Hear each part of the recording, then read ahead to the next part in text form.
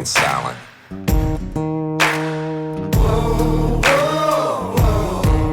Anything you say can and will be used against you in a court of law. You have the right to an attorney prior to and during any questioning. You can't afford one, a court will appoint one for you. You understand your rights? Your crime spree was over, son. Yeah, you thought you had it licked, but Hitman and Overton made your sugar turn to shit.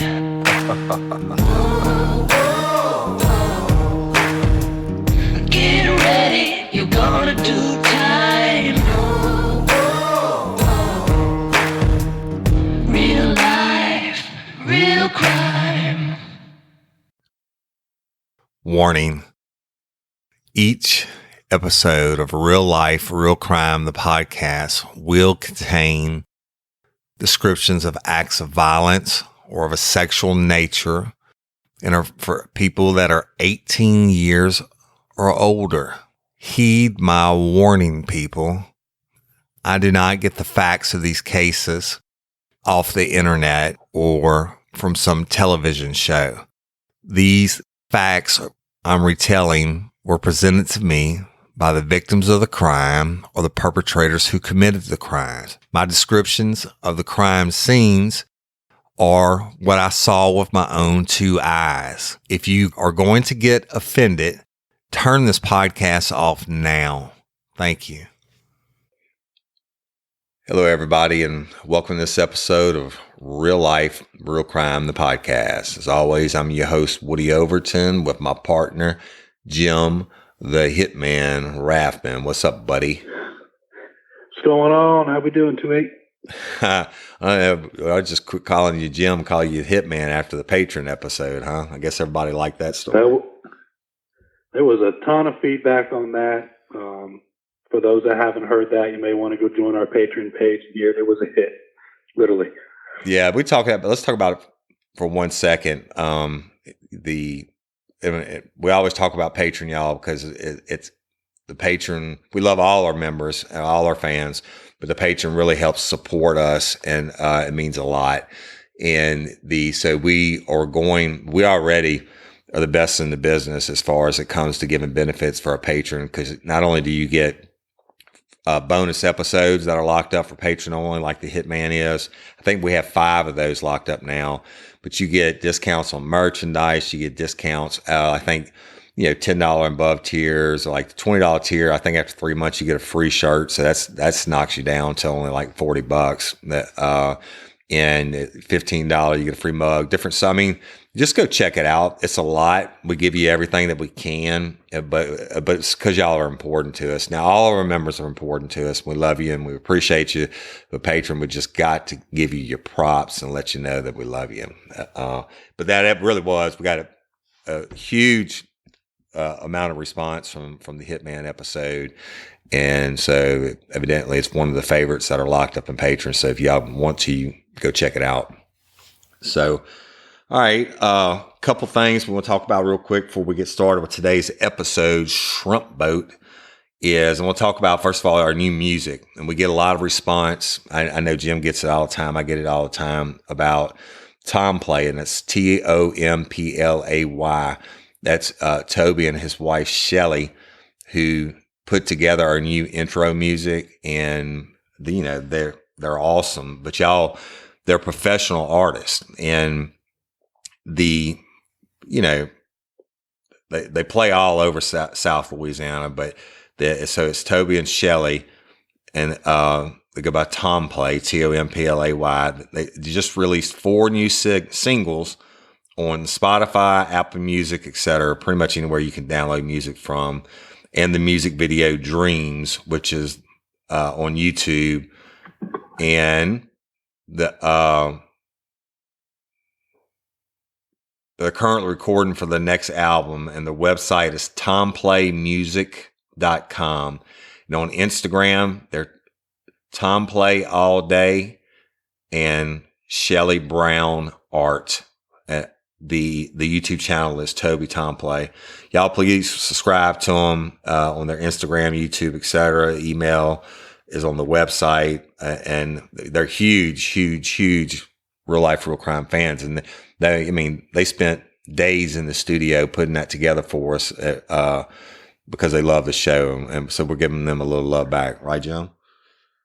Absolutely. They freaking kick ass. I mean, that intro is badass, but their new songs are freaking phenomenal. They are. So you got to go check them out. Definitely do so. Show them some love, some support, because they're just great artists. They are a really good looking couple too, man. I bet they, really draw in the crowds. And it's funny because I've been gone from down there.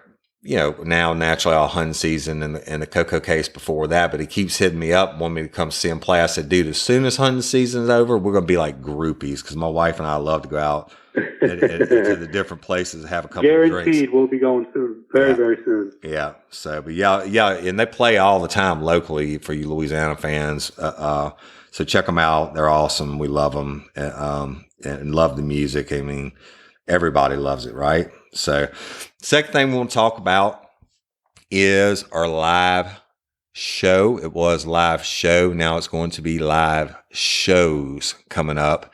And the first one is on January the 24th of 2020. And the second one, that's Friday night, y'all. It's going to be at 7 p.m. at the Livingston Parish Literacy and Technology Center, and that has to do with Southeastern's campus, but it's in Walker, Louisiana, right in the heart of the good old LP. And y'all have heard of many a real life, real crime story about Walker, but it's going to be there both nights on the 24th and the 25th. Tickets are going to go on sale. They should be finalized, being drawn up tonight. They have to go through a website and have to have certain information on them and all that, but by the time y'all hear this tomorrow, I'm sure they'll be on sale. Look at it. It's not a lot of them, y'all. We have a couple hundred tickets to sell total. So, get them fast and as quick as you can because, if they sell out, and then we can do about it. But really excited about Carrie Jennings. Miss Carrie Jennings and Kim Alvin. They're awesome. Another lady, Miss Masgill, did a video post or went on the Southeastern's radio station yesterday and announced us. So, there's a lot of interest in it. We're going to do an original case show that nobody's ever heard before, and we're going to do it live. And I think we're going to rock it, huh, Hitman? Oh, we're going to absolutely rock it. And what's great, I mean, it's a good problem to have. And the reason you need to get on these tickets so fast is we've actually got more requests for tickets than we have available to sell.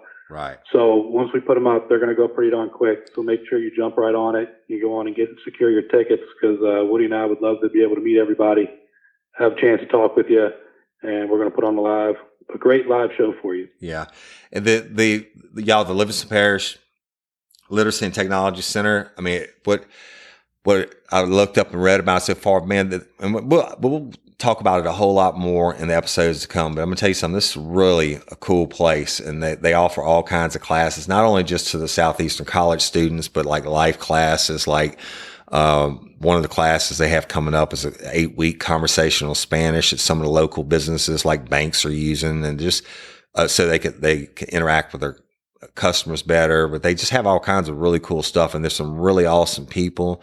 They welcome us with open arms, and we're going to talk about them every week. I can promise you that. When I'll have Jim and I'll have all the information, their websites and everything for you to go to. But we really want to thank them for putting us on. And it's really exciting. So that's it on that. Other than that, y'all, we're going to roll on. I guess, Jim, you have anything before we start?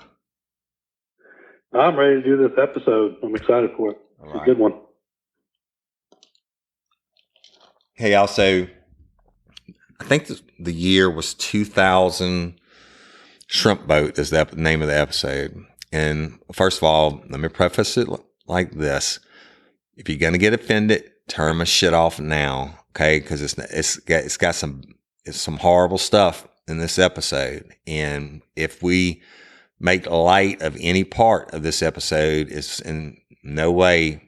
And all our true fans know us, but there's some hater out there somewhere to be like, oh, I can't believe y'all laughed telling a story, part about a story like that. But we always pray for our victims and we feel for the victims. Hell, that's why we did the job. All right. And that's why we put the bad guys away so they couldn't hurt anybody else. So, but if you're going to get offended, turn the podcast off now. Do us all a favor.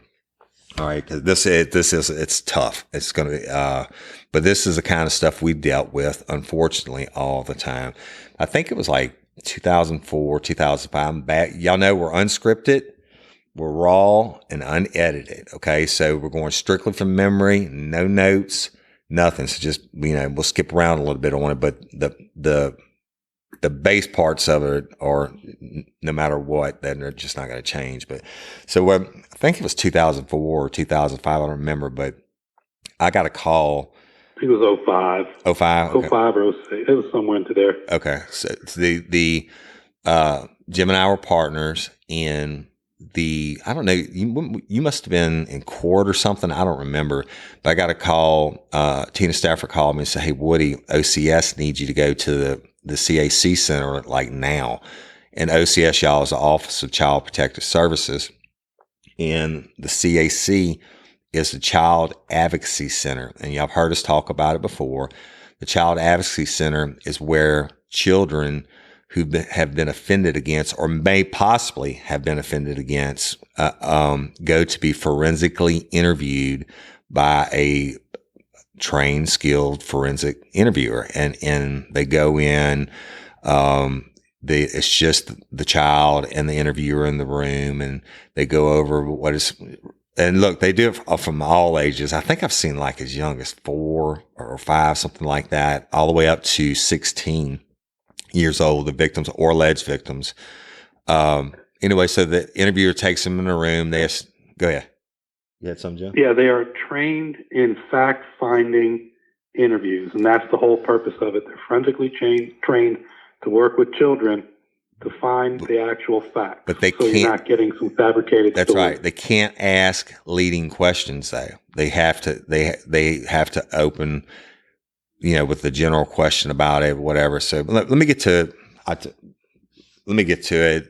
I know I'm skipping around. So the CAC office was right down the street from our office at the courthouse. And I went over there and I met the OCS worker outside. And we never met the kids before they went in the room so they wouldn't get intimidated or whatever.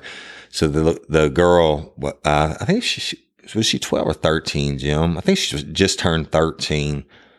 But anyway, she was in the interview room already. And I met the OCS worker and she said, listen, this little girl spent the night at her friend's house last night for the first time ever.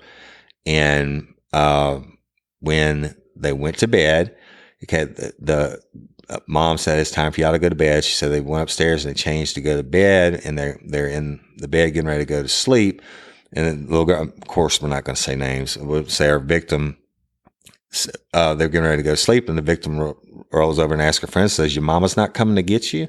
She said, what you mean? They got into bed. And she said, but she doesn't come to get you? And she said, I don't understand what you're saying. And she said, well, my mom comes to get one of me or my sisters every night to go get into bed with her and daddy. She picks a different one of us every night. And she's like, what are you talking about? Her new friend, who's the victim's friend, so like, is asking her, what are you talking about? Because she doesn't understand, right? She's 12 or 13. And she said, well, she said, what do you do when you go to bed with them? She said, well, we play games and sex games and stuff. And she was like, the little girl was kind of blown away.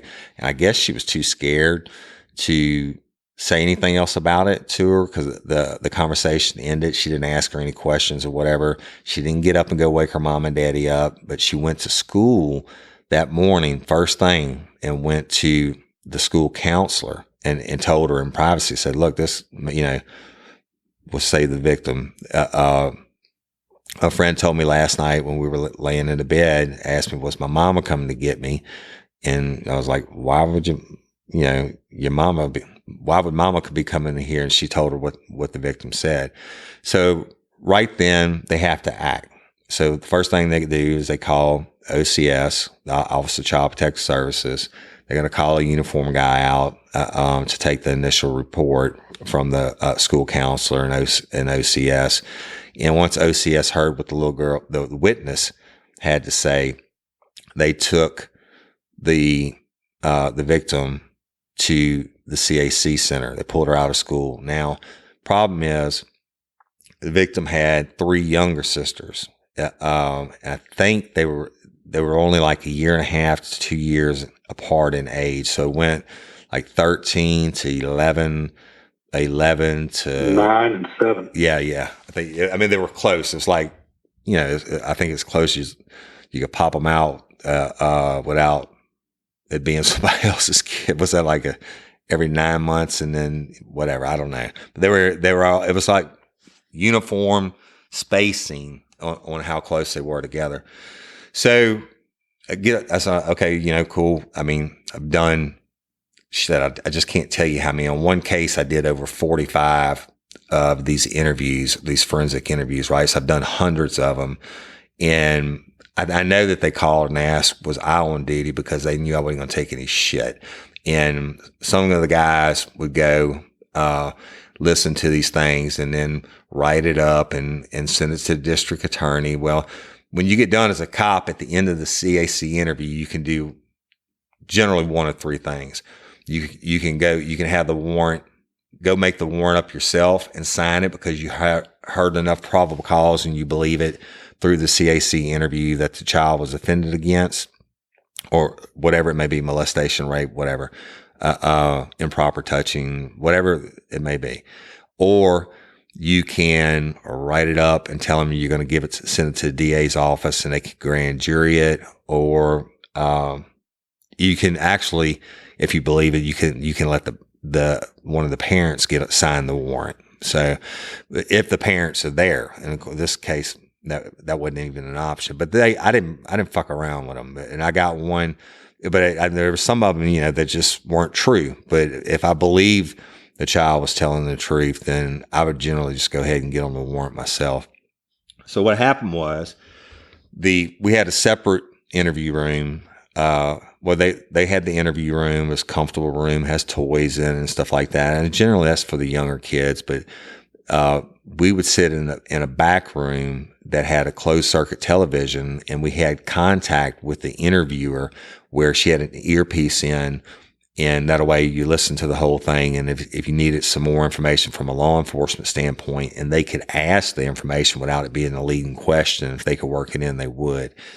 So I went in the back room, and the little girl's already in there, and they go in and they go through, what's your name? And my name is such and such. Do you know what I do here? And so, well, I talk to kids that something may or may not have happened to you. I just talk to kids, and this is a safe place, and we can say anything we need to here. You're not going to get in any trouble. Nobody can hurt you.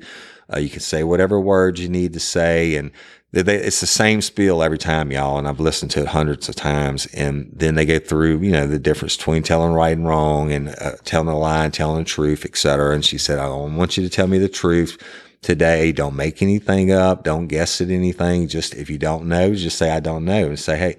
She would always say, and Jennifer Thomas was the best one I ever worked with. They're all great, but Jennifer Thomas was just a bomb. And she would say, sometimes I speak too fast. So if you don't understand me, then blah, blah, just whatever. So they start out with general questions. What's your name? Victim says the name. Where are you from? Well, this little girl immediately says, I think it was like Chauvin, Louisiana. It's somewhere down in Terrebonne Parish. And when I say Terrebonne Parish, for those of y'all outside of Louisiana, we're talking about extreme South Louisiana, like falling off into the Gulf of Mexico South, right? And there's nothing down there.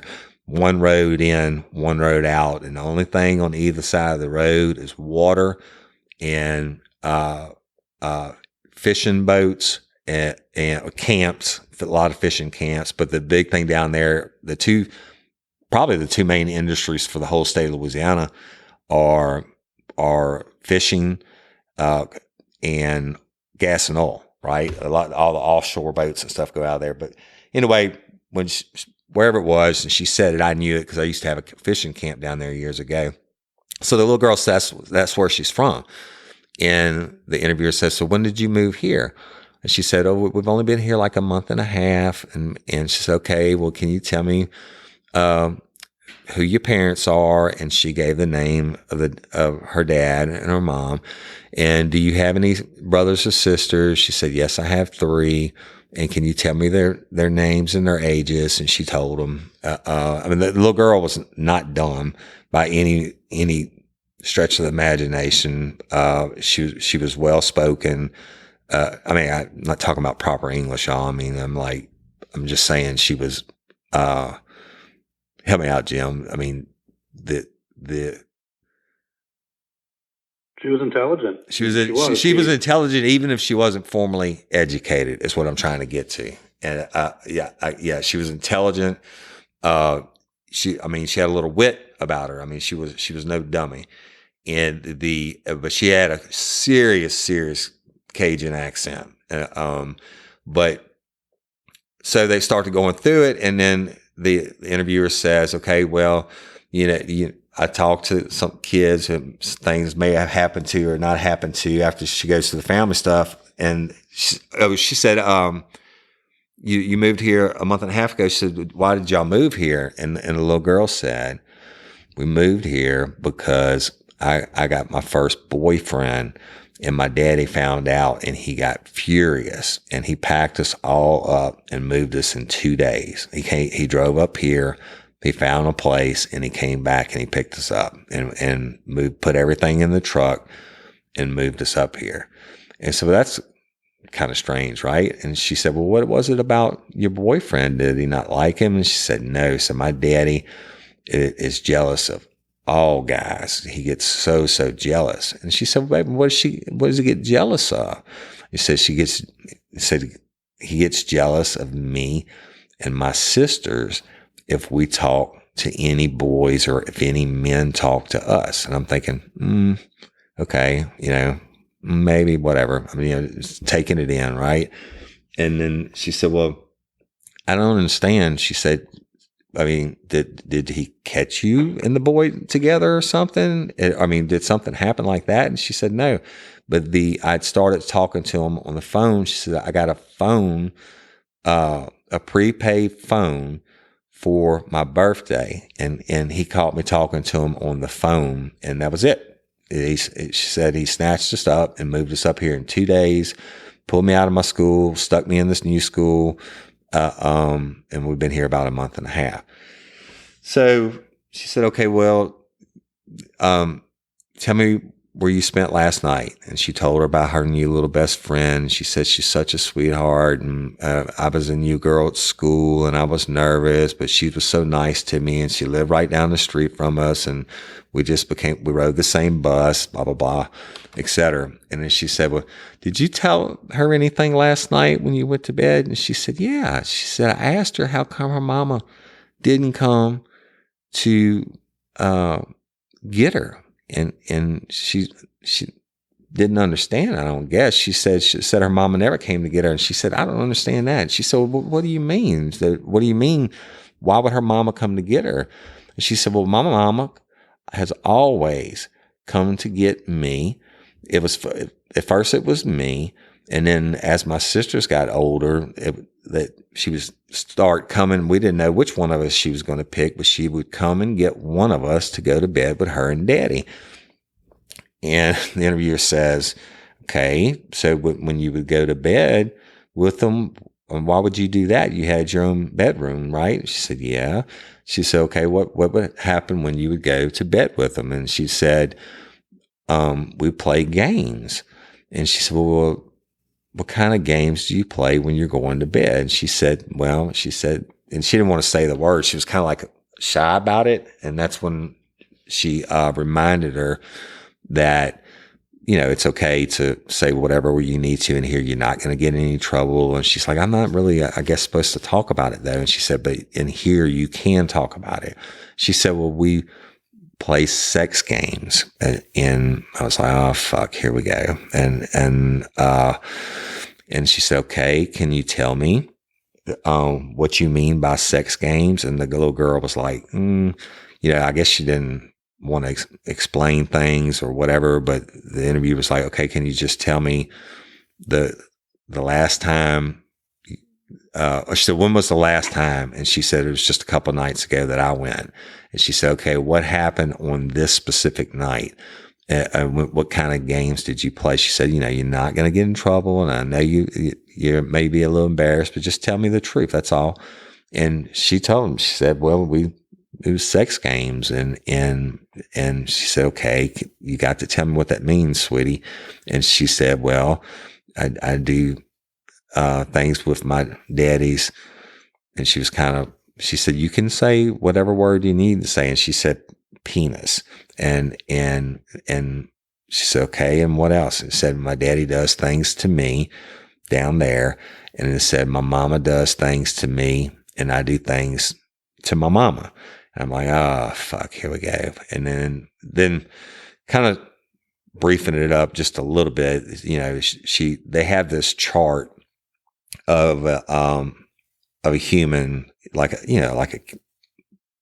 do you call it, Jim? It's the outline of the body. What do you call it? You have like a diagram. A diagram of the human body from the head to toe, and the arms are spread to the side. And she's like, can you show me when you say that you do things with your daddy's penis, can you show me where the penis would be on here? And she would circle the spot. And she said, when he touched you or whatever was it she said, can you circle it on here? And she said, what do you call that? And she said, I'll call it my private. And then same thing about the mom. And she circled she called them the boobs on herself and the mom part. And, anyway, I'm like, fuck, here we go. Another, David Constance case, right? And so my brain's thinking at this time, I'm thinking, okay, well, the first issue is going to be if this has been going on for years and they just lived in Livingston Parish. I said, I need Livingston Parish. I need her to talk about the Livingston Parish cases now. And so we can start working this, because the problem is she's got 3 siblings that are in school that are going to get back on that bus at 3:00. And so I told the interviewer, I said, listen, we really need to concentrate on this one specific incident, the last time that she remembers it happened. And so I can get the charges off of that so we can go get the other girls out of school and we'll take care of it from there. So she stuck with that night. And basically the little girl said that she gave oral sex to her dad and her mom, and then they gave oral sex to her, and that she didn't say oral sex. I don't remember the exact words that she used. But then they had intercourse. Her dad had intercourse with her, et cetera. And she's going through the stuff, right? And I'm like, fuck, here we go. But then I said, ask her, is there anything, did they do any type of videotaping? And then I realized that she couldn't do that. And I said, just word it out. I need any kind of information if we go hit this house, anything that I can look for that'll verify her story besides her words. So the interviewer kind of played around with that, and not in a leading way. She's like, okay, when y'all when y'all play these games or you have this time together, is there ever anything besides y'all touching each other? And her face, like, she jerked up and she said, yeah. She said, lots of toys. There's lots of toys. And I was thinking, toys? And she asked her, she said, what kind of toys? And she said, like sex toys. And she said, no, I don't know, sweetie. You got to explain it to me. And she said, there's lots of toys that we use on each other. And I'm going, oh, fuck. So I get the phone. She's keeping talking to her. I'm listening. And I call Jim. And I rained on his day. I'll let you talk about it for a while, Jim, because this part is all important. But one of the things I did have her ask was, about the toys. I'm trying to remember. Firearms, and she did that kind of like in the beginning, where it asked, do y'all from down there? Did you fish? Do you hunt? She said, my daddy hunts. He has guns. So I called Jim, and you could take it, brother. Yeah. Yeah, I had court that morning. So when I got done with court, I ended up going back upstairs. So I was doing some follow-up with the detective. Woody calls me and was like, dude, listen to this. And just like what he said, I thought I was thinking David Constance and, other cases. And he goes and explains it. And the first thoughts that I remember having was like, my gosh, this poor girl thinks that this is normal. Like it's normal for every day that your parents pull you out of your room and bring you into their room and do this. Like, as if she didn't know any better, which is why she said that to her friend. And I'm like, holy shit, this has been going on for Liz, the beginning of her life. That's all she knows and her sisters. Oh, you know what? So Woody goes. Let me interrupt because I forgot. I'm sorry, and it's unscripted. But what? Well, no, go ahead. I can tell you about that because the little girl ended up talking about it when she said, "How long has it been going on?" The interviewer got around to that question, and she said that she thought she was like 6 or 7 years old, and her mama called her into the living room one day. And her other sisters were like, even either not born or way younger, called her into the living room one day, and her mama and daddy were having sex, and her daddy made her stand there and watch them have sex. And she said that happened maybe 3 or 4 times, and then the daddy started making her join in. And that's how it all started. So, but she didn't think there was anything out of the ordinary. This dad kept them in strictly secluded area, didn't let him go stay the night at people's house, etc. But she ended up saying, like that cell phone that she got for her 13th birthday or 12th birthday, whatever it was, she had to give her daddy a blowjob for it. And that she said anytime her sisters want to do anything, they had to have sex. If they want to go to McDonald's, which was like a 30-minute drive from where they lived down south, they had to be raped by their daddy to go to McDonald's. Well, go ahead, Jim. Yeah, and that's disgusting. You had to provide a service to get something that you need as a kid. But Woody ended up asking me to start writing a search warrant because we were going to need to do a search warrant, and I was active on SRT at that time as well.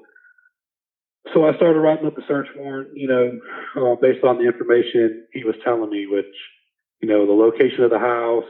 If I remember right, the dad drove an old brown Ford truck. Wasn't that right? Brown Ford truck. Yeah, one of those old. I started putting in there about sex toys. Any kind of evidence we could collect. We don't know if there's videos or photos that maybe the girl isn't even aware of. We're putting that in there, and also if there's a hunter. So obviously that's good information to know. Right. It's good to know too, because if we're going to be hitting that house later on with a search warrant, you want to know what's behind those doors. Right. And firearms obviously is the biggest threat. So, right. Knowing that information, I went ahead, wrote up that search warrant, and I went and started scouting that area out. So I drove out to where the residence is. Also, when Tina Stafford was the bomb.com on heck yeah. I had you get Tina to start drawing up the arrest warrants for the parents for 1 count each of aggravated rape. That's important too while you were doing that. Because I knew the CAC's interviews sometimes y'all would take 3 hours or more depending on how much the kid was talking, and this kid was just talking and talking. But go ahead, Jim. Right. And it was our way of getting ahead of the game. Right. And Tina Stafford, she was the greatest. I miss her a lot. She was just, I'll tell you, she had our back so much. It's unbelievable. Yeah. She was doing her part of getting those arrest warrants going while I'm getting that search warrant going. And then, it gets passed down to the judge's chambers where they review it to sign it, to make sure to authorize it. I went because I would be on the SRT team, to do the search warrant. I went ahead and scouted it out. So I took another deputy out there with me. We went out to the residence, which is in the middle of nowhere. Yeah, it was literally in the middle of nowhere. Set off back we in drove the woods. by. Yeah. Go ahead. I'm sorry. I said it was set off back in the woods. Tactically, it wasn't a good place to approach if the dude's sitting there armed, waiting for you to come. Yeah. Oh, it's terrible looking. Yeah. Well, we scout it out the best we can. You try to, memorize what you're seeing so you can draw it up later on so you can come up with your tactical plan.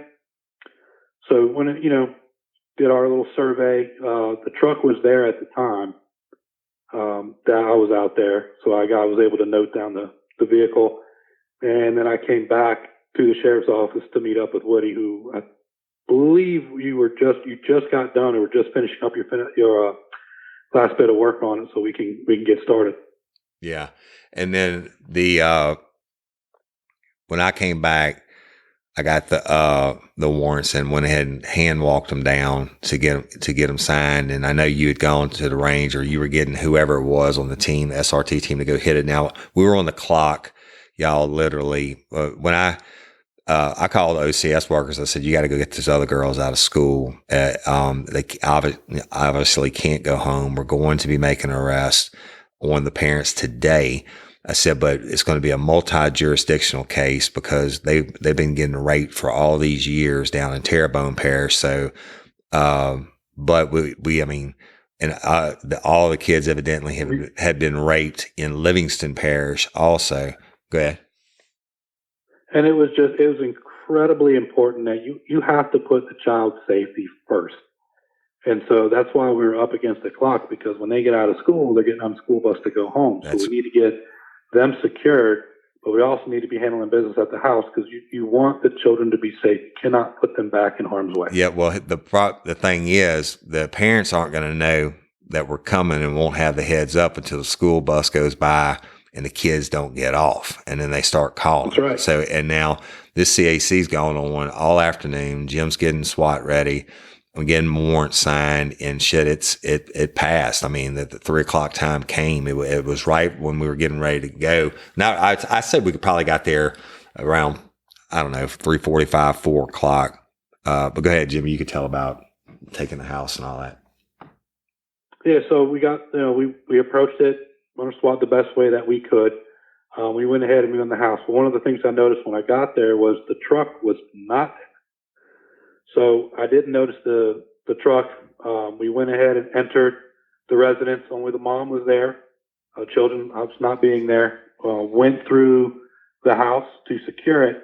And one of the spots that we passed was this large gun case or gun safe. That's right. And it had its multiple racks in there for, rifles and shotguns and pistols and ammunition. But it was completely empty. Yeah. And I thought that was pretty odd that, here's a gun safe where this guy, keeps everything and it's completely empty. Yeah.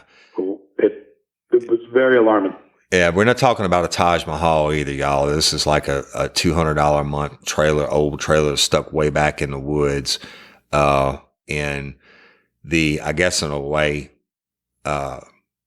dealing with this kind of guy's mindset after I heard everything this little girl said about how controlling he was, and there was a lot more to it than the interview, but and how jealous he was and everything. I'm thinking, this cat's not going to go, probably go easy. But evidently, when I just tell you straight up, when they got there, secured the residence, placed the mom under arrest, and advised her rights.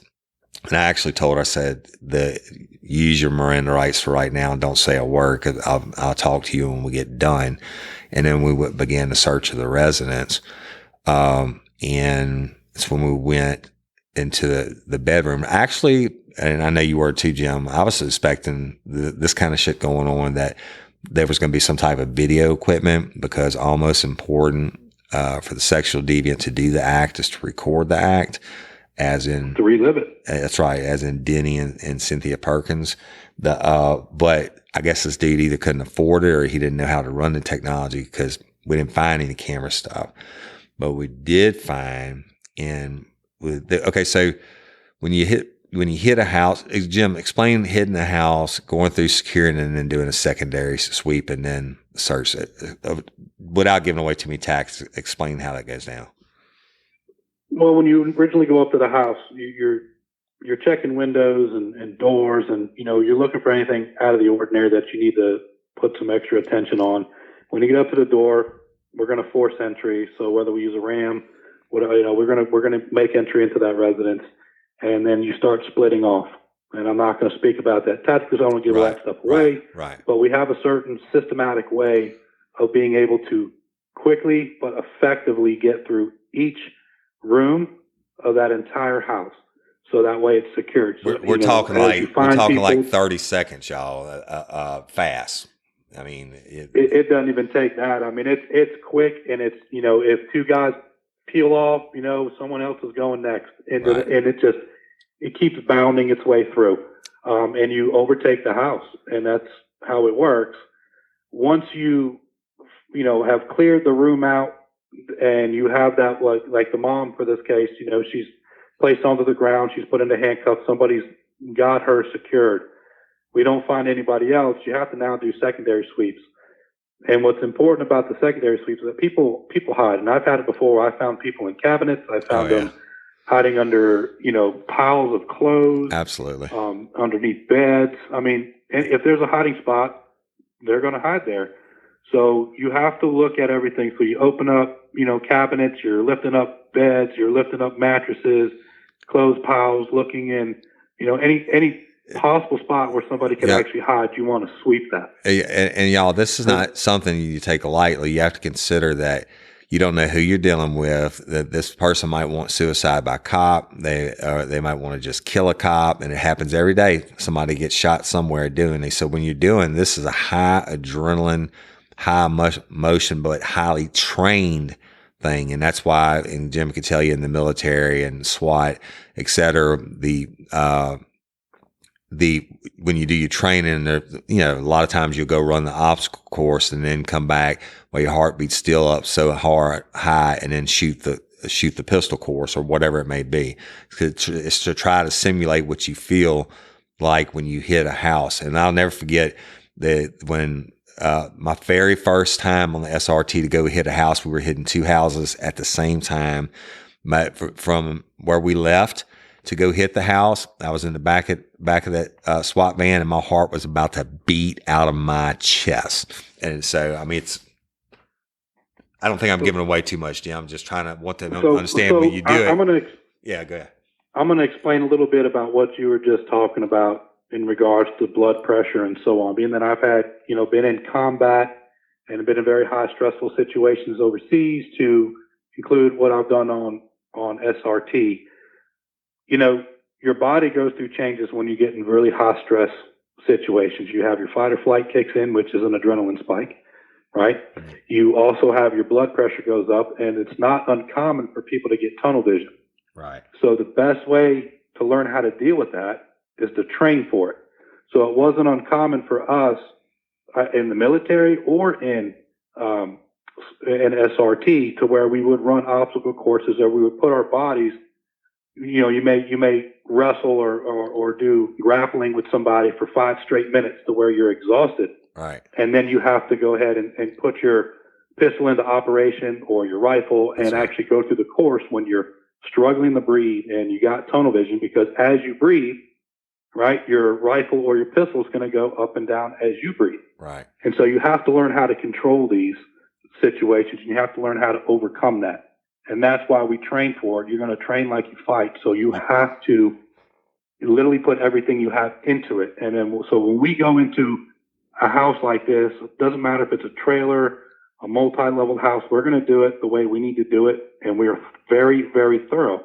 Right. Because the last thing any one of us want is to miss a step, not do a proper secondary sweep, and then we turn our backs thinking everything is secure, and then somebody comes out behind it.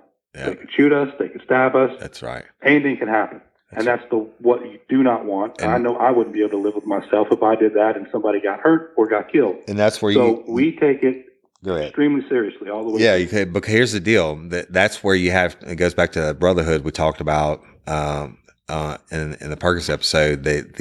That's where you literally have to depend. When Jim and I took the door together, I have to depend and believe that he's going to do his job so thoroughly that my life literally depends on it, that he's not going to miss some jackleg in the room that's going to come out and blow my head off with a shotgun.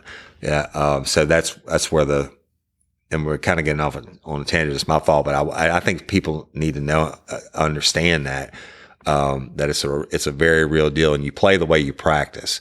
So, But so went through it, and did secured it initially, did a secondary sweep, and then you bring in, it's time to go in and do the search, actually serve the search warrant. So I gave the mom, the search warrant.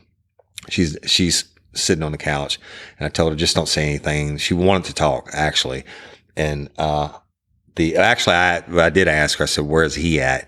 And she said he left. And she said he took all his guns and he left when he realized the girls, didn't get off the bus. And I called the school, and the school said that I had to call the offices, OCS, basically, Office of Child Protective Services. And she said he freaked out and he was, screaming and ranting and raving. He loaded up his guns, and talking about that, y'all would never take him alive and all this stuff. And I said, well, just sit tight. So we had to naturally have somebody outside watching to make sure he's not coming back to, shoot us up while we're in there. But then we began the search of the residence, and we didn't find any video. Go ahead. Sorry, I mean to cut you off there. Just once we knew the amount of firearms in there and what you could see, as far as like leftover or additional boxes of ammunition that was in the gun case, but there was no weapons in there. He's got some serious firepower. So we're going to obviously go outside and take up some sort of tactical positions and some sort of lookout. That way we can keep the remaining, personnel that's there at the residence safe. Right. And that we know if he's coming in or out, we're protecting ourselves and protecting the mom and anyone else that's in the area as well. Right. I mean, and there have been cases where the person has left and then come back when we're in the middle of a search and had to be taken down. So we know he's armed to the teeth. She said that. She said he's going, you're not going to take him alive. He's going to kill y'all, et cetera, et cetera. I'm like, okay, whatever. So we did what we do anyway. So we began to search, y'all. And we go into the parents' bedroom, and they had like a king size waterbed. I remember thinking, who the hell has waterbeds? I hadn't seen one since like 1988. But it was a small room, and this big ass waterbed took it up. But it had a closet that didn't have doors on it, or maybe the doors were open. And all I remember is seeing a washing machine box and I was like, it's just strange. It was stuck. It was right in like the middle of the closet at the base of the bed. And there wasn't that much room between the base of the bed and the closet. And I go over and I look in the box, and I literally see a mountain of dicks. And I mean, there must be 100. I can't say 100. It might have been 100. There were more dildos and vibrators and sex toys than I've ever seen in my entire life. And I was like, holy shit. And I called Jim in. Of course we had gloves, but here's the deal. When you do the search warrant and you seize any items as potential evidence, you actually have to write this shit down and describe what they are for your search warrant return. So the Jim came in to help me do that. And there was bottles of generic brand KY jelly and not, is that what they call it? KY jelly, whatever it is, lubricants on the side of the bed. That was evidence, obviously. But we were going through, and I don't remember the exact number of it wasn't just dildos. It was battery operated ones, I guess battery operated vibrators. So it was vibrators, dildos, a plethora, all shapes and sizes, Benoit balls, what do they call it, right? The ass beads. There was also butt plugs, anal beads. But the kicker of it all, now the mom could see us, and when we found the box, and I had somebody bring her in there, and I'm like, what's all this? And she was like, well, I mean, that's our stuff. And then get into it and pull out the biggest damn dildo thing I've ever seen. And it was like, I mean, I'm not joking with you. It was like 3.5 feet long and bigger and around than Jim Rathmann's upper arms. I mean, it was like bigger around than a baseball bat, and it had a big suction cup on the bottom of it, which I guess was to use to mount to the floor. And I'm being descriptive on this part on purpose, y'all, not to be funny, but I was like, holy fuck. I mean, what do you do? What do you do with this? I don't even know how it would be possible. I do, and the mom said, "Oh no, that's just a gag. That's just a gag." And I'm thinking, well, you know what? I don't know a whole lot about sex toys, but I know enough to know that they cost money. And this sumbitch must have cost hundreds of dollars. It's the biggest one. It was a flesh colored, like it might have been 4 feet long. Biggest damn around, bigger than that bottle the guy had up his ass on Lumber Slumber. I can tell you that. It was huge. So it was, anyway, it was a plethora of sex toys, and literally we had to count them out. I wish it hadn't been so many years ago and I can remember the number, because you wouldn't. It was like a huge mortar round is really what it was. Yeah, that's right. It was, I mean, it was like as long as my leg. I'm thinking it's 3.5, 4 feet long, and then it's so big around. I really don't know. I don't know. I just never seen one. So, but we have to seize all this shit up, get it. Then we finish the search warrant. We take the mom, the other kids, all the girl kids. The OCS takes them into their custody for the night. And what they do, the OCS really is, I think sometimes they catch a lot of bad rap in child custody cases, but they actually do care about the girls, especially the ones that they have to take into foster care of, or any kid they have to take into foster care overnight. They take them and they buy them like a backpack and new underwear and stuff like that, clothes to wear and stuff like that. Toothpaste and all that, and they place them wherever it is they place them. I don't know. But so the main thing is Jim and I take the mom back to our office in interviewing shit. She said the same thing. She said it started. My husband and I were having sex on the couch, and the victim would say what was she said she was like 6 or 7 years old. And that, he wanted me to call her in there to watch us have sex. And she said, so I did. And then it happened again and again. And eventually he got her to where she started having sex with us. And then I was like, what is your fucking thought process on that? I didn't curse, but I was like, we're being nice, trying to get the full confession. And she said that it was just, he was so controlling that he always kept him secluded and living down on the bayou where nobody could get to him. They didn't have any friends or anything like that. And his reasoning for it was he was teaching his daughters how to properly service their husbands when they grew up. No shit. And I was like, okay. So then we have to go through each kid, the approximate age it started happening at, where they were living at, down in Terrebonne Parish, and trying to get as much geographical information as we could, et cetera. And go ahead, James. You could. Yeah, I mean it's mind blowing when you think about it. That one, I mean, her thought process to allow this to happen, and then when you're hearing all the amount of times, the ages, locations, and you're just like, why? Like, how does your thought process go, well, this is perfectly fine. This is acceptable behavior. Yeah. It blows my mind. Yeah. Oh, one of the things we did do, y'all, one of the first things we did when we got done with the search warrant was, here's the deal. We didn't know where he went, but he's been from down there for basically his whole life. He worked in the seafood industry down there.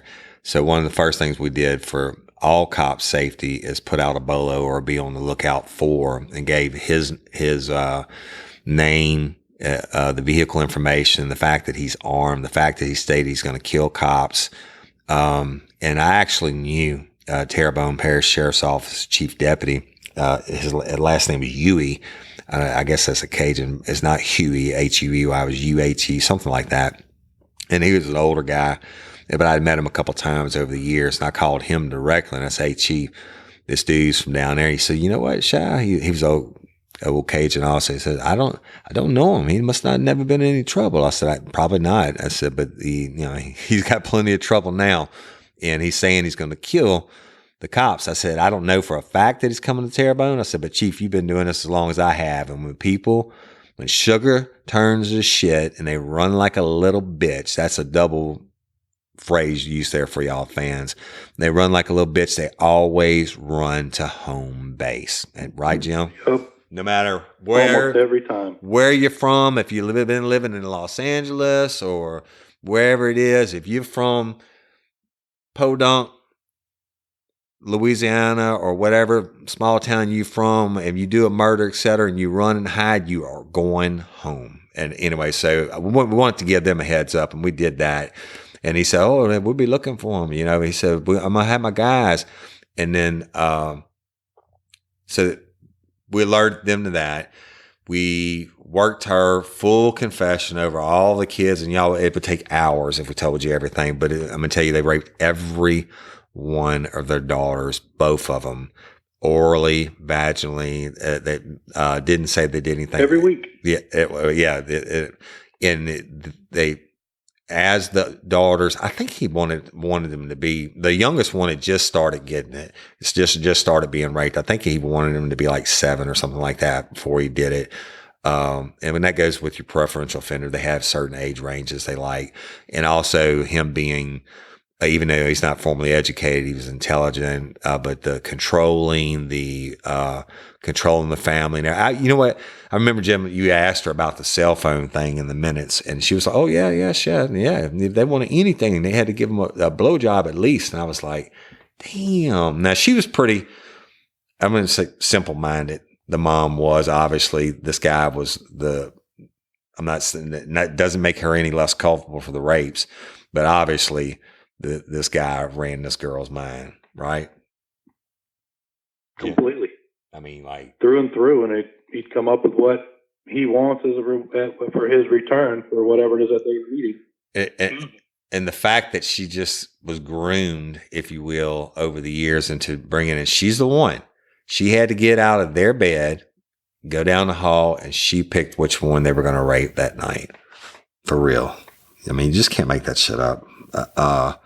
So we were working on it, but basically when we got done with her, when we did it for hours, we interviewed her for hours, and not just for all the details of the crime, but we were really trying to work up a profile on this guy. And what we had when we got done was super domineering, intelligent enough to get away with it for all these years, and controlling enough to keep his family down there on the bayou. Look, he would go out on the fishing boat for days, and if not weeks at a time, and they still wouldn't go tell anybody. But here's the thing: they didn't fucking know. The kids, imagine that. You just literally think that everybody has to be fuck their daddy to get minutes for a cell phone, or every kid out there, when it comes bedtime, their parents are going to go get them and rape them. I mean, they didn't have any friends, and that was the problem when the boys started paying attention to the oldest one. And that goes in with the cell phone thing. She wanted, and I was like, if you don't have any friends, how did she get a cell phone? She said, "Oh no, it was really my cell phone, and we didn't have a lot of money for her birthday, so we said that we gave it to her, and she could use it to call some of her friends from school, because all her friends were like, it was the young teenagers. You always want to talk on the phone, right? So it actually wasn't the baby's cell phone, but he did catch her. He caught her talking to a boy and lost his shit. And that shows you his mindset, where he drives up to Livingston Parish, which is 2.5 hours away at minimum from that. And go ahead. One of the things I remember in regards to the phone, the reason she had the prepaid phone is that you got 3 minutes. That's right. After a certain time period at night. So she was able to have those 3 minutes is where she would end up talking the majority of her time. That's right. And the other thing too, Jim, was every time they wanted to get more minutes on the phone. That was always stuck with me. More minutes on the phone. The dad turned that into another way to get more sex from him. Not more sex, to rape him more. So, psychopath, just a fucking shitbag, fuck face, whatever you want to call him, dirt bag. I'm afraid he's going to kill a cop, but we can't stop. And to sum it all up, we lock her up. We got volumes of information from her. I got with OCS the next morning because we worked her till like 1 or 2 o'clock at night getting all the information. We got with OCS. The kids were actually all the victims were being placed with a family friend, a distant relative, somebody down in Terrebonne Parish that to be housed with, so they didn't have to be housed in an orphanage or whatever they call them nowadays, foster home. I don't know what they call them, but we had to do the CACs, the Child Advocacy Center interviews on the other 3 daughters for the Livingston Parish case, as well as Terrebonne had to start doing their CACs for their cases. And what I called the chief, and he was like, no, hey, he said, you come on down, Shell, and you do yours, and then we'll get on ours after yours. He said, you already got the warrant. We'll get him arrested. He's got to be extradited to y'all anyway. So that made sense, right? But so we're driving down to Houma over the next couple of days. They can't find this cat. Everybody's on the lookout for him. Driving down to Houma, doing the interviews on other kids, and it's the same horror story over and over again. Everything from the toys to the mama coming to get them, whatever. I remember we got back late one evening I think we did 2 one day. Yeah. And 1 the first day and then 2 the second day. And by the time we got back to Livingston Parish, it was late.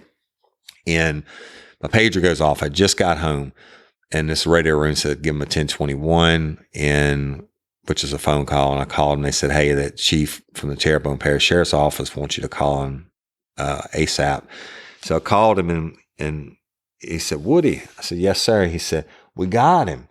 I said, where'd you get him? He said, let me tell you a story. He said, I had my guys out, looking, and they found his truck, and they'd seen him coming out of a convenience store or something. Like I said, this is a 1 or 2 lane road naturally, but it's a small road that goes down there, and there's not that many stores and stuff there. And he said, but one of the guys had seen that truck and remembered the bolo, and they watched to where he went, and he parked by a shrimp boat. And so they got their SRT guys together and they set up on him, and he was basically breaking into this shrimp boat and staying on it. And so once that, they've been watching for like a day and a half. On the second day, when he didn't come out, they hit it that night around 9 or 10 o'clock, whatever it was. And I said, did he shoot it out? Did he shoot it out? And I said, he was armed, and he took all the guns and all the ammunition. He said, yeah, he was armed. All right, Chef. I said, what happened?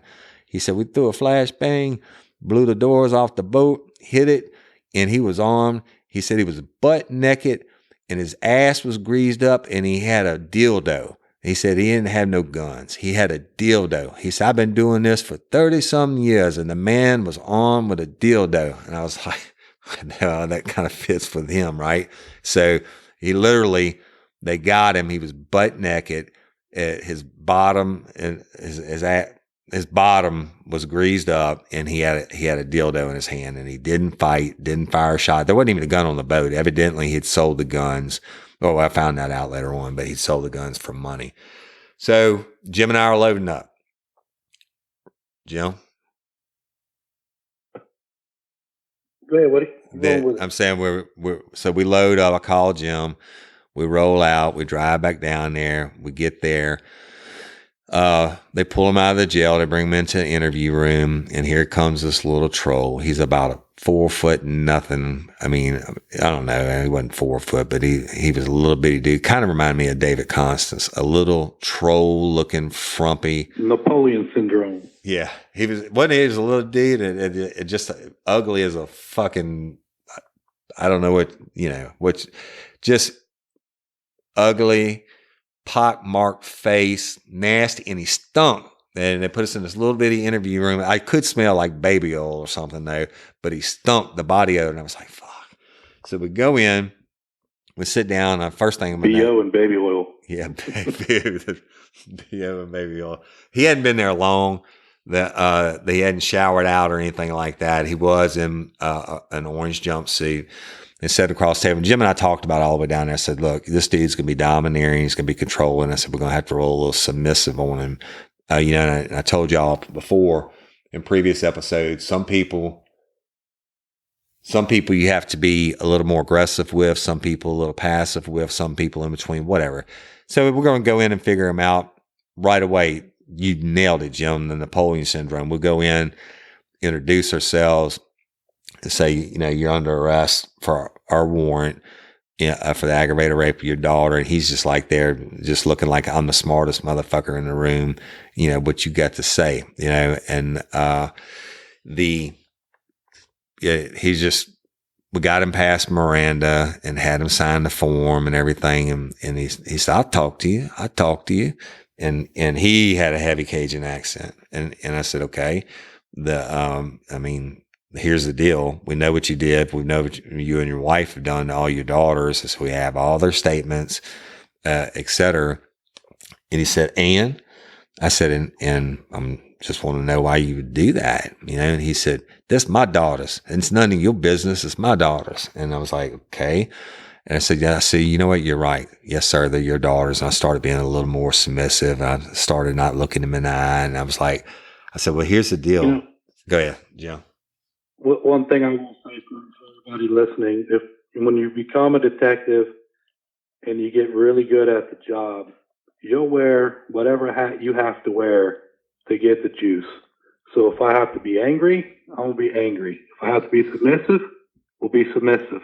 It doesn't matter. Whatever role we've got to do, we're going to do it, because at the end of the day, we're going to come out with that juice. And that's what matters most. That's the ultimate goal, is to get the juice, the confession. I mean, we had him, but the reason getting the juice is so important is because I don't want these babies to have to sit through a trial with their mama and daddy for aggravated rape. And guess what?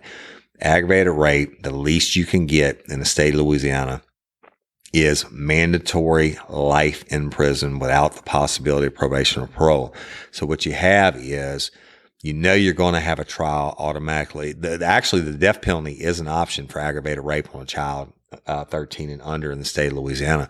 It's only been given one time in one case to a guy, I think he was from Livingston Parish, but they didn't execute him for it. And even though he got sentenced, I think that's back in the 70s when the death penalty got taken off the table or waived for a couple of years, whatever. So his sentence got commuted to life, but that's the option: death penalty or life without. So we've got to get the confession. I do whatever I have to do to get the confession, to stop these babies from having to go sit through a trial and have some asshole defense attorney, whatever. That's what it was about. So I played submissive to him, and I knew what I was doing. I mean, I've been done it hundreds of thousands of hours of interview interrogation. And so, I mean, Jim and I talked about literally the whole 2.5 hours down there. We kicked around the different scenarios. When that's one of the reasons we gathered so much info from the mom, is to try to figure out how to crack this nut if he didn't kill himself or take the gunway out. And I knew I was going to have to be a bitch. And so I started bowing my head to him and I looked him in the eye, and he fed off of it immediately. As soon as I started, yes, sir, and I hung my head a little bit, he puffed up a little bit more. And I said, yes, sir. And he's like, I said, look, I said, sir, you're not going to be able to protect your daughters anymore. I said, I understand you don't want your daughters having sex with any boys or any men. And he said, well, I ain't talking if I can't protect them. And I said, well, I can help you protect them. I said, but you got to tell the truth. I said, the only way you can, I'm going to help you protect them is if you tell us everything and you don't have to go to trial. I said, if you really want to protect them, you'll just tell the truth like your wife did, so you don't have to go to trial. I said, I know you love your daughters. It's obvious you love them. I said, you were training them to be good wives And he said, that's right. That's what I was doing. I said, yes, sir. I understand that. You were training them to be the best wives possible so they could have a good husband and make you some grandbabies eventually after they were married. He said, yeah. They had to be married to have sex with anybody else. And the, anyway, the long or short of it is I told him, I said, I will absolutely protect your daughters from having sex with anybody. I'm thinking, you stupid motherfucker.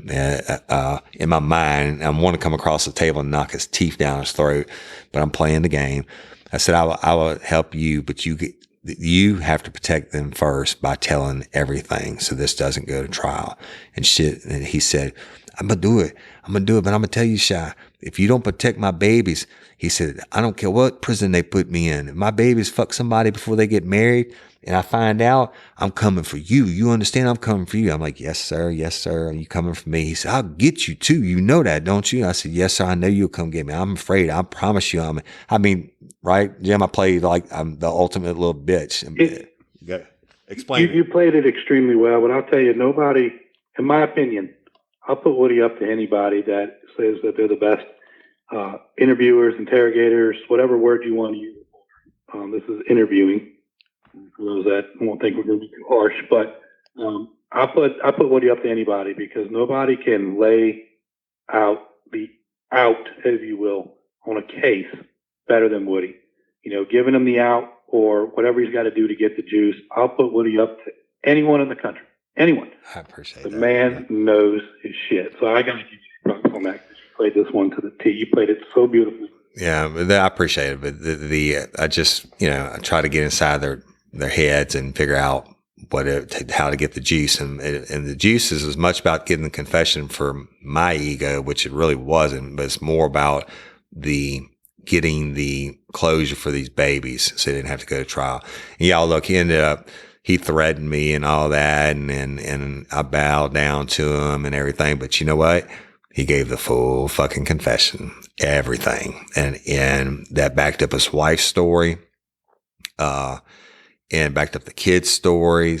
And so we extradited him. He left nothing out. Nothing. He was proud. He got more he told about it, the more puffed, like, I guess Napoleon, like you said, the short manistan or whatever you want to call it. But he got more and more puffed up. And the more he got puffed up, the more he would talk down to me. And I was like, yes, sir, I understand. Yes, sir. So he was kind of fucking boasting about it. And I wanted to knock his teeth down his throat. I know Jim wanted to kill him, but you have to sit there and play your part. But what we got was gold. And I'm going to tell you why. All the cases, all the aggravated rape cases we've done, that's the only fucking one that I never had to go to court on. Get this. Lawyers don't plead their clients directly to life in prison. You're going to do a motion to suppress to try to get the initial confession thrown out, and that's the defense's way of getting a free shot of seeing what the prosecution has. Plus, let's just say they're going to always say we beat it out of them or coerced it out of them or whatever, but that's their own free shot. Guess what? Never heard from this cat again. He didn't fight it. He is the only person that I know, and Jim, I think I can speak for you on this too. He's the only person in my career that ever pled himself to life in prison. That's it. I've never had it, never even seen it until this. But because he just knew that we were going to make sure his babies didn't have any sex. That's all he wanted to know. And as long as nobody else could have sex with his kids before they got married. And so we made him that promise. And I'm thinking, yeah, you jackass. But they never heard from him again, never had a court date on him, never heard anything other than he's doing life in Angola. I mean, you can only do so many life sentences. You couldn't begin to count up how many years, at least 6 years on one of them, and then you add in the other 3 victims and figuring out if it was just 3 nights a week. I mean, you're talking about thousands of counts of rape on the different victims. So they sent him to life. They didn't fight it. I guess he was honorable in that respect. But But anyway, that's it. On the shrimp boat, it's always the ones that say they're going to go out guns a-blazing that you never fucking have to worry about. They never do. They always go out like a little bitch. And it's the ones that don't talk, right, Jim, that you got to worry about starting the shooting. The quiet ones. The quiet ones. But that's it. It's a hard story to hear. It's hard to fathom. And, we've been doing it a long time, but it's hard to fathom that people are out there that live like that and they raise their families like that, and what can take your mind to that level. But I'm gonna tell you something, people. For every one of you good people out there, there is an opposite. That the evil does exist, and it is what it is. So, all right. So we'll conclude Shrimp Boat, y'all, and I hope you enjoyed it. I can't say enjoyed it, but I hope you found it interesting and informative. Jim? Yeah, I mean, it's definitely an interesting story, which is why we're sharing it. It's real life. It's real life, real crime. Just tells you how sick and twisted this world is. Yeah. So give it to you as it is. And you would think stories like that would, when we've heard us talk about doing perp walks and stuff in the past, this is not somebody you're going to perp walk. You're not going to get anything out of it other than hurting his kids. And look, those girls were all sweet kids. I mean, I got to meet them all. And Jim did also after the CAC interviews, introduce ourselves. And you do that after the CAC interviews in case it comes down the line to where you have to go to court or the grand jury or whatever. So you start making them get comfortable with you and trusting you. But just, I don't have any idea. And people ask Jim about past cases and stuff like the Jackie case and stuff like that. I don't keep up. I never kept up with people after these cases are over because we always had another 100 cases to work. So, I mean, and I don't have the brain capacity to do that. Now I can remember things like it was yesterday with a photographic memory, but I'm horrible with names to begin with. But I pray those babies, I know that they CASA get some good counseling and all that. And I just pray that they came out well. And I hope that, they're survivors, not victims. And, hopefully, I mean, they'll all be in their 20s, if not early 30s now. So. Yeah. Right. And I think the easiest way to explain what you were saying earlier is, the case might be over, but the job continues. Yeah. And it's on to the next case. Yeah. Yeah. I mean, hey, just because you work in a hot case doesn't mean other bodies aren't hitting the ground or other people aren't getting raped or robbed. It just never stops. And so just move on, but anyway. I mean, I've worked a bank robbery and a homicide at the same time. Yeah. If you remember on state ground. I do. That's how you were in the area to catch the call because you were over on the other one. So on the robbery. All right. Well, Jim, you got anything? No, thank you guys for listening and supporting us and following us on Instagram and the Facebook crew page. If you want to follow us on Instagram, Real Life, Real Crime, you can follow Overton Woody or Jim_Rathmann. So you can follow us on Instagram. Come meet us over there. We'll interact with you on there. Same with Facebook. We have the crew page. We also have our patron page. So go on the Real Life, Real Crime Facebook page and come join us. We look forward to talking with you guys and interacting, and really looking forward to meeting a lot of you come January 24th and 25th. It's going to be an exciting time for us as well as you, and we definitely look forward to talking with you. Yeah, and hey, we love and appreciate each and every one of y'all. Y'all, I think we're at like 9,900 members on the crew page today, something close to that. We're growing. Appreciate y'all. We took off Thanksgiving week to be with our families. And that was the first time since we started Real Life, Real Crime last February 9th that we didn't drop an episode. So it's been almost 2 weeks. I guess you'll get this on Saturday. And so y'all, we're still growing every day. The numbers are phenomenal. And it's because of y'all. Look, if you can't be a patron member, we love you just as much. please just keep liking and sharing us, and especially the Instagram and, the Facebook, the crew page, and our regular pages, whatever. Hey, I don't think that there's anybody that has messaged us that we don't respond back, or you make a comment. We try to comment back on everybody, because we appreciate y'all taking the time to comment with us, and a lot of it's funnier than hell. So we appreciate y'all, and just help us keep growing, and invite people to follow us on Instagram. Jim, is that how it works? I mean, I know on the crew page, you get in and people come in and they invite all their friends to come in. Right.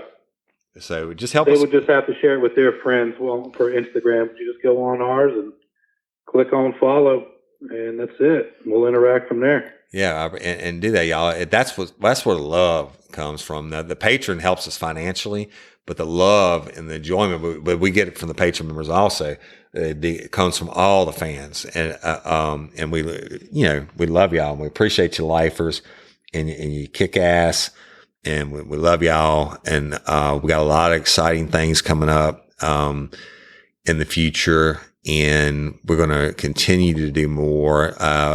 The patron members got an episode this week, the Hitman episode, and it's the first time we use this new sound system, and evidently it's 1,000 times better than what we were doing, but we are going to continue to get better, y'all. I promise you that. And that's it for this time. I know I'm leaving out a bunch of stuff, I guess. Leave us a review on iTunes, and, like us, and all that good podcast host talk things I'm supposed to say. Y'all listen to them on other shows. Help us grow. We love you, and we appreciate you. Thanks so much. And till next time, or ever, don't let us catch you down on murder by you. Peace. Peace.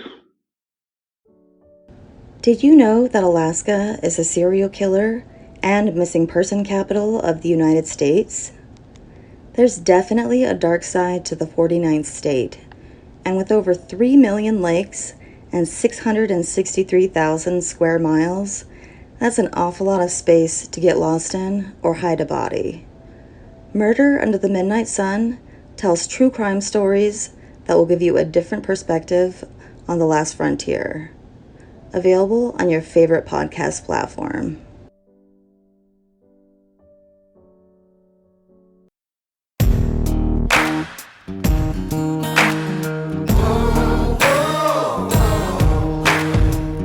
Get ready, you're gonna do